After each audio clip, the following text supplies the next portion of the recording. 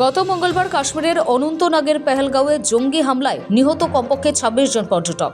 সেনাবাহিনীর পোশাকে পর্যটকদের ওপর হামলা চালায় জঙ্গিদের দল। অভিযোগ, বেছে বেছে খুন করা হয়েছে হিন্দুদের। এলোপাথারি গুলি চালানো হয়, গুলিতে ঝাঁঝরা করে মৃত্যুর মুখে ঠেলে দেওয়া হয় পর্যটকদের। হামলায় আহতও হয়েছেন বহু। জম্মু এবং কাশ্মীরের পেহেলগাঁওয়ে জঙ্গিদের হত্যা লীলার পর গোটা দেশে ক্ষোভের সঞ্চার হয়েছে। প্রত্যাঘাতের দাবি উঠেছে দেশের সর্বত্র। বুধবার সকাল থেকে দফায় দফায় বৈঠক চলেছে নয়াদিল্লিতে। কেন্দ্রীয় স্বরাষ্ট্রমন্ত্রী অমিত শাহ কাশ্মীর উপত্যকার বাস্তব চিত্র দেখে এসেছেন। শেষে সন্ধ্যায় নয়াদিল্লিতে প্রধানমন্ত্রী নরেন্দ্র মোদীর বাসভবনে ২.৫ ঘণ্টা ধরে চলা বৈঠকের পর প্রত্যাঘাত করে ভারত। পাকিস্তানিদের সার্ক ভিসা বাতিল, সিন্ধু জল চুক্তি স্থগিত করা সহ ইসলামাবাদের বিরুদ্ধে একগুচ্ছ পদক্ষেপ করে নয়াদিল্লি। এদিকে কাশ্মীরের পেহেলগাঁওয়ে পর্যটকদের ওপর নির্বিচারে হত্যালীলা চালানো জঙ্গিদের মধ্যে ৪ জনের ছবি ইতিমধ্যেই প্রকাশ করেছে ভারতের নিরাপত্তা সংস্থাগুলি। এবার জঙ্গিদের খোঁজে পুরস্কারও ঘোষণা করা হলো। জানা গিয়েছে, পেহেলগাঁওয়ে জঙ্গি হামলার ঘটনায় জড়িতদের খোঁজ দিতে পারলে বা জঙ্গি নিধন অভিযানে সাহায্য করার মতো কোনো তথ্য দিতে পারলে ২০ লক্ষ টাকা পুরস্কার দেওয়া হবে। এই ঘোষণা করা হয়েছে জম্মু ও কাশ্মীরের অনন্তনাগ পুলিশ বিভাগের তরফে।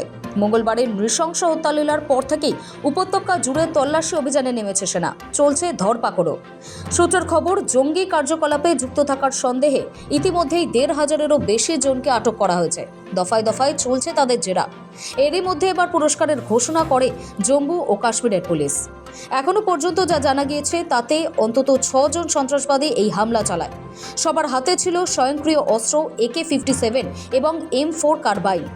অভিযোগ, পর্যটকদের আইডি কার্ড চেক করে হিন্দু পর্যটকদের আলাদা করে চিহ্নিত করে রীতিমতো বেছে বেছে গুলি চালায় তারা।